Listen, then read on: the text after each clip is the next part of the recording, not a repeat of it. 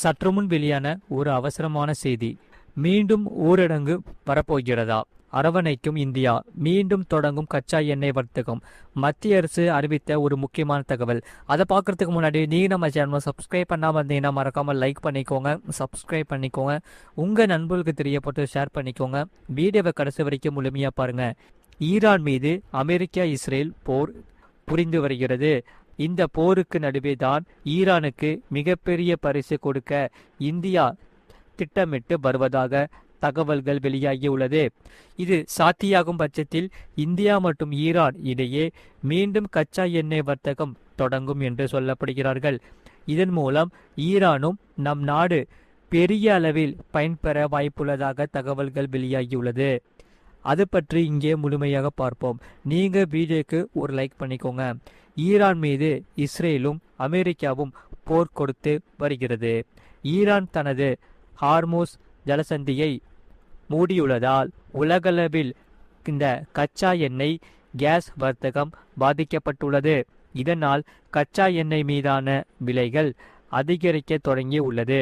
அந்த வகையில் இந்தியாவில்தான் போருக்கு நடுவே அதிகரித்து வரும் கச்சா எண்ணெய் விலையை கட்டுப்படுத்த அமெரிக்க அதிபர் டொனால்ட் ட்ரம்ப் முடிவெடுத்தார். கச்சா எண்ணெய் மீதான தடை நீக்கப்பட்டுள்ளதா?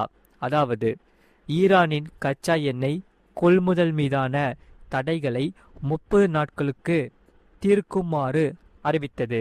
ஈரான் கச்சா எண்ணெய் மீதான தடை 1 மாத காலம் நீடிக்கப்பட்டுள்ளது. இதன் மூலம்தான் 140 மில்லியன் பீப்பாய் கச்சா எண்ணெயை சர்வதேச சந்தையில் ஈரான் விற்க முடியும் என்று சொல்லப்படுகிறது. இருப்பினும் இது கப்பலில் ஏற்றி வைத்துள்ள கச்சா எண்ணெய்களுக்கு மட்டுமே பொருந்தும் என அமெரிக்கா தெரிவித்துள்ளது. இந்த நிலையில்தான் ஈரானில் இருந்து கச்சா எண்ணெய் இறக்குமதியை இந்தியா மீண்டும் தொடங்குவது பற்றிய மத்திய அரசு பரிசீலனை செய்து வருவதாக தகவல்கள் வெளியாகி உள்ளது. அதாவது ஈரான் கச்சா எண்ணெய் மீதான தடையை அமெரிக்கா தளர்த்தி உள்ளதால் அதனை பயன்படுத்தி அந்த கச்சா எண்ணெய்களை வாங்க இந்தியா பரிசீலனை செய்து வருகிறது. சரி, மத்திய அமைச்சகம் சொல்வது என்ன என்பதை இங்கே பார்ப்போம். நீங்க வீடியோக்கு ஒரு லைக் பண்ணிக்கோங்க, சேனலையும் சப்ஸ்கிரைப் பண்ணி வச்சுக்கோங்க.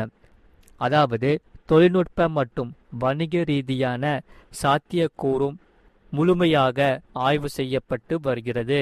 இந்த ஈரானிடம் இருந்து கச்சா எண்ணெய் வாங்க பிரத்யோக வியூகத்தை வகுத்து வருகிறது. இது பற்றி மத்திய பெட்ரோலியம் மற்றும் இயற்கை எரிவாயு அமைச்சகத்தின் இணைய செயலாளர் கூறியதாவது, ஈரானிடம் இருந்து இந்த கச்சா எண்ணெய் கொள்முதலை மீண்டும் தொடங்குவதற்கான எந்த ஒரு முடிவும் தொழில்நுட்பம் மற்றும் வணிக ரீதியான சாத்தியக்கூறுகளின் அடிப்படையிலேயே எடுக்கப்படும் என்றார். அதே சமயம் அமெரிக்கா நீக்கிய தடையை பயன்படுத்தி நம் நாடு கச்சா எண்ணெய் வாங்க அதிக வாய்ப்புள்ளதாக தகவல்கள் வெளியாகி உள்ளது. சரி, அதே சமயம் பாதுகாப்பாக நிதி பரிமாற்றம் செய்வதற்கான ஸ்விஃப்ட் அமைப்பின் நிதி தொழில்நுட்பத்தில் ஈரான் இல்லை என்று சொல்லப்படுகிறது. ஸ்விஃப்ட் அதாவது society for worldwide interbank financial telecommunication என்பது சர்வதேச அளவில் வங்கிகளுக்கு இடையே தகவல்களை பரிமாறிக்கொள்ளும் பாதுகாப்பான செய்தி பரிமாற்ற நெட்வொர்க் ஆகும். அதே சமயம் இதில் ஈரான் இல்லை என்று சொல்லப்படுகிறது. ஈரானில் பல வங்கிகள் நீக்கப்பட்டுள்ளது.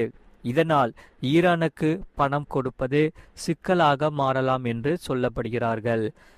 இது மிகப்பெரிய நடைமுறை சிக்கலாக உள்ளது. ஏனென்றால் இந்த ட்விஸ்தான் பண பரிமாற்றம் செய்வதற்கான உத்தரவை, அதாவது பேமெண்ட் ஆர்டர், ஒரு வங்கியிலிருந்து மற்றொரு வங்கிகளுக்கு மிகவும் பாதுகாப்பான குறியீடுகள் மூலம் அனுப்புகிறது.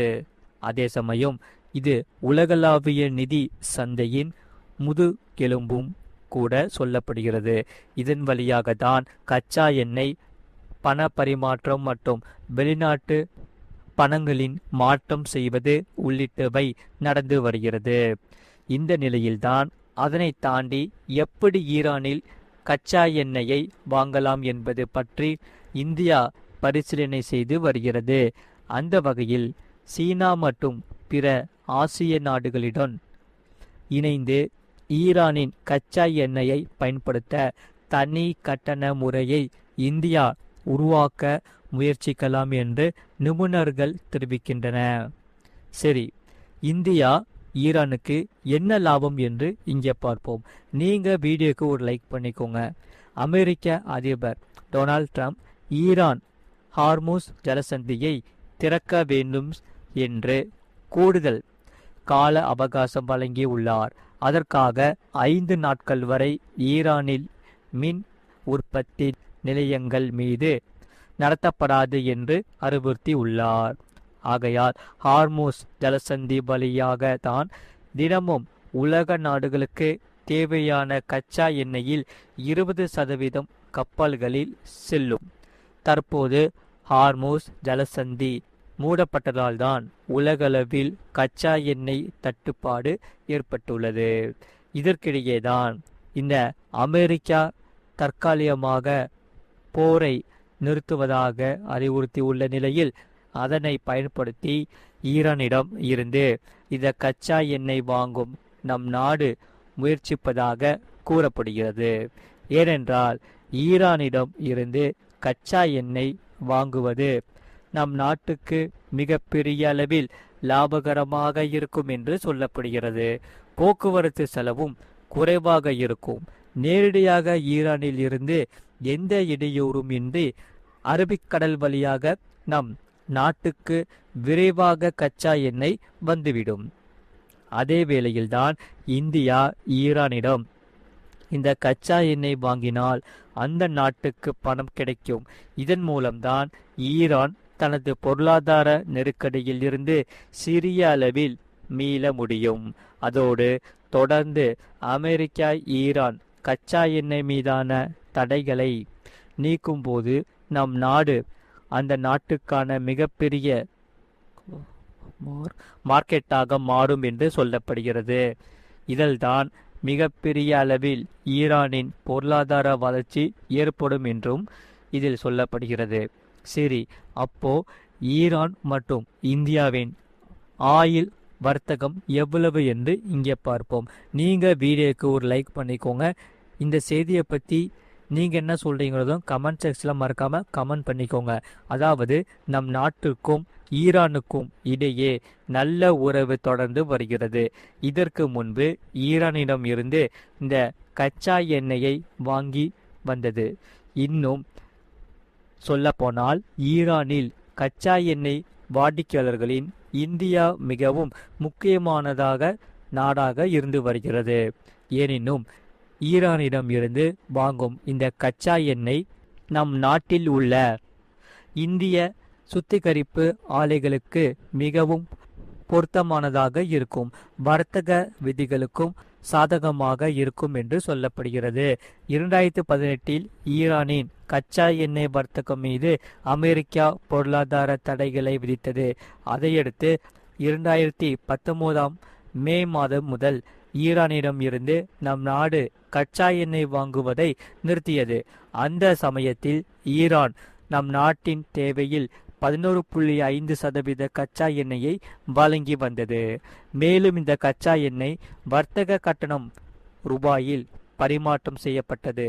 மொத்த கச்சா எண்ணெயில் 45% பணமாக ஈரானுக்கு வழங்கப்பட்டது.